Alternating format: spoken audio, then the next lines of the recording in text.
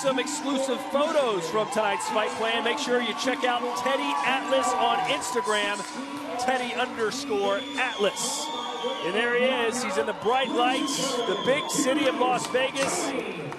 Tony Superbad Harrison. He's got his Michigan State colors on tonight. Last time when I saw him fight, he had on the Michigan Wolverine colors. Not sure how that's going to play back in his home state. Let's go, Green. Okay, gentlemen, you had your instructions in the dressing room. The only thing I'm going to remind you of now, when I tell you stop, what that means is stop whatever you're doing, give me a clean break. Protect yourself at all times. Obey my commands at all times. Gentlemen, let's do this. Teddy, we've had 3 fights so far, 3 knockouts. What do you expect here in our main event? Well, look, I said in the opening, if Harrison is going to anoint himself or at least use his grand stage on national TV to say, I'm here, pay attention to me, I think that he has to win impressively. And I think probably by knockout against Smith, the veteran, probably his best opponent to date, but a guy who has been knocked out 2 times and a guy who's inactive. You know, he's been a year and 7 months since Smith was last in the ring.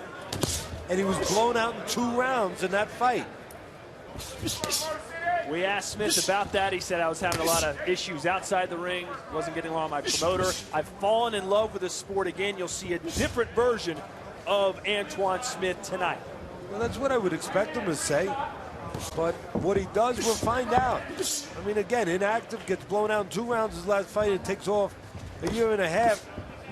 You got to ask, and I have to ask as a trainer, where's his mind at? It just can't be great.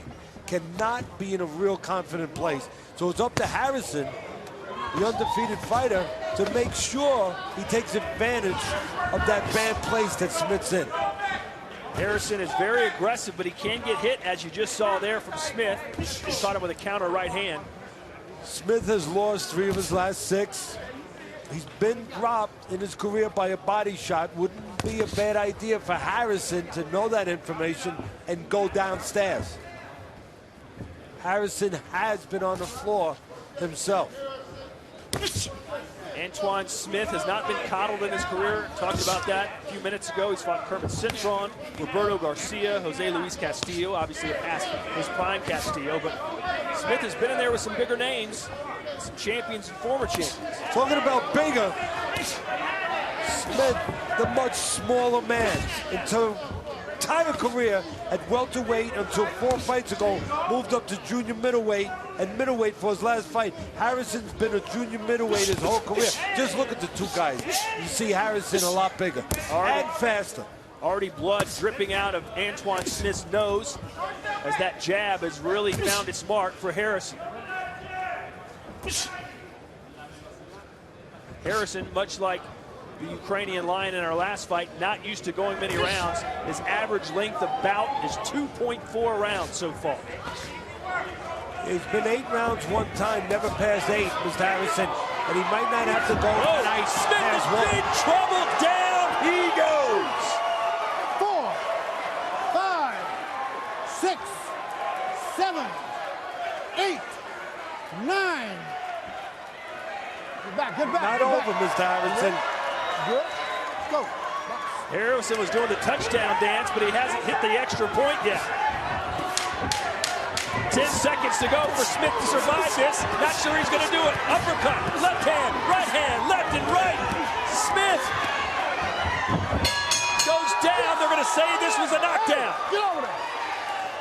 3, 4, 5, 6, 7, 8. Okay. And our referee has decided to let Smith continue, but for how much longer, Teddy? Well, they might stop it in the corner. Let's find out.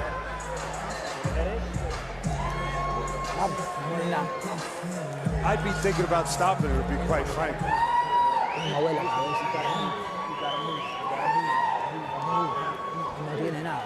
Antwone, you're taking some hard, clean shots. I'm not going to let it continue, you understand? You got to show me something, son. You got to show me something. It's a done deal. Just a formality now. Just get behind your jab, stay focused, and we're good. We're good. We're good. That's us, baby. Referee and the doctor are conferring right now in front of us, Todd. The referee just whispered to the doctor. The doctor whispered something to the referee. I don't think we have to be mind readers to figure out what that whispering was. Sure, the doctor told the referee stay very close to Mr. Smith, and if he gets caught anything, looks bad, stop this fight before he gets hurt. Well, Smith is going to go down swinging, you know that. He has a 9-year pro with 29 professional fights. Yeah, but he's been inactive a year and 7 months. And that's it. And he's not going to get out of this round here, I don't think. No.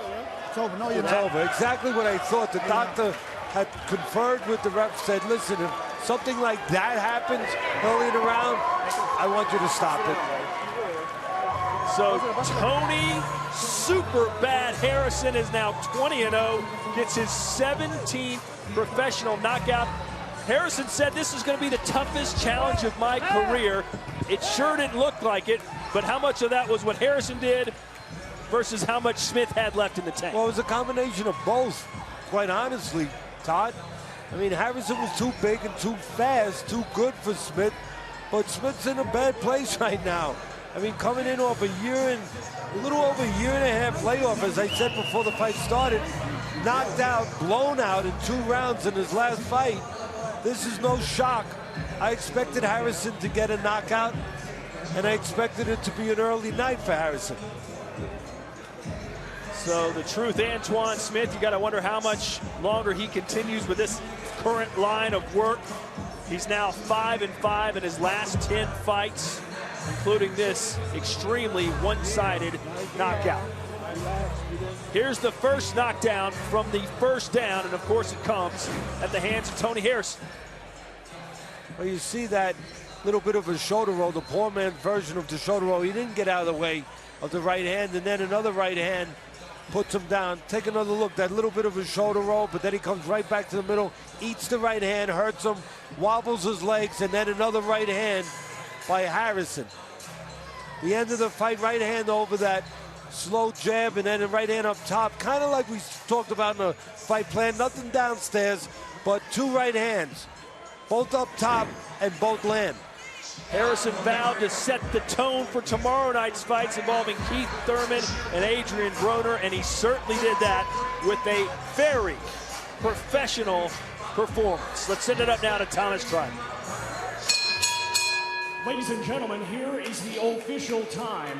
19 seconds of round number 2. Our referee in charge, Robert Bird, stops the contest. Your winner by way of technical knockout, and still undefeated, Tony Superbad Harrison.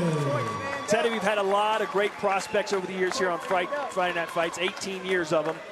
What do you see when you look at Tony Harrison? Is he a future world champion in your eyes? Listen, I see a kid with charisma, first of all. A kid that, you know, he gets in that ring, you pay attention to him. He's got a great personality. I met him yesterday. He was in the lobby of the hotel. He had a bag full of his clips, of his highlights. You know, you had it on a DVD, right? Yeah, he was handing DVDs all over. I hope he doesn't find it in the rental car that we were in yesterday. I really hate to You accidentally left it there, I guess. I'd hate to see his feelings get hurt, but he's a terrific kid. I like him. He's got a great personality. He's got plenty of talent, but it's time now to step up a little bit, you know, into kind of fights that you can see that talent develop. A little bit like we saw with Heatroff. You know, Heatroff, they stepped him up tonight. He had to go through a little bit of a maturing process. He went through it. He's going to be a better fighter for it. Harrison needs to step up and fight those kind of fights now. You've seen Harrison's fight skills. Let's hear his mic skills. He's standing by with Bernardo Osuna. Well, he's very confident, I'll tell you that. He's got his arm around my shoulders. He's ready to go.